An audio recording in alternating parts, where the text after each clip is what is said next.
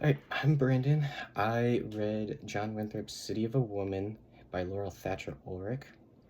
Um, so what Ulrich was talking about in her um, journal article is she was going into depth about women and how they are seen written by John Winthrop in his journal. Now, she doesn't give us just one example of Anne Hutchinson or Mary Dyer, like we've all heard of. She talks about those two, but she also talks about Margaret Jones, who was executed in 1648 for being sinful, like Hutchinson and Dyer, who gave birth to quote unquote monsters, as John Winthrop described. She also described a woman named Hawkins, who was also a woman who was giving birth.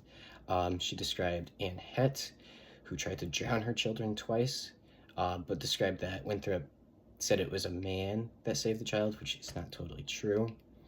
Um, there is also another example of Winthrop in there talking about how he really is trying to follow the word of God and making sure a man or husband always protect women and children.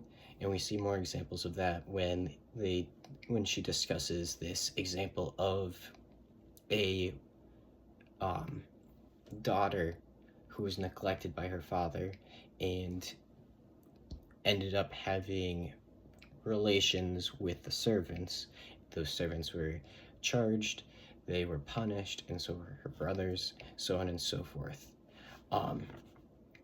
But the whole thing that really comes out of it is this idea that John Winthrop may have not been telling the full truth in his stories, or churning that truth into this idea that there is an ideal station for women to be in. They shouldn't change their appointed stations, or you'll face the wrath of God, which we can see in other examples when I was doing extra research.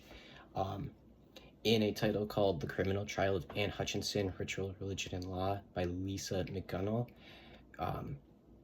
she described Anne Hutchinson as a potential threat to John Winthrop, which would explain the ideas that are coming out in Ulrich's article of woman is a all women are the people that John Winthrop seems to be going after in his journals and in legal trials, right?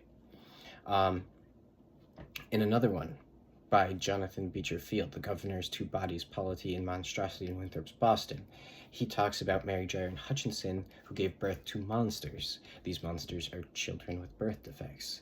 So he goes into detail talking about how you should look at it as a difference between a disabled body and how John Winthrop would have viewed the ideal body of a human from the Bible's perspective. And then the last account that I found was called Anne Hutchinson and the Covenant Theology by Deborah Schneider, which she really goes out and just says right away, she doesn't see only looking at John Winthrop's account as reliable because he seems to spin them in political and personal agendas. We see an example of this in 1637 during the trial. He never talks about a journal entry that he had in 1636, that described a conspiracy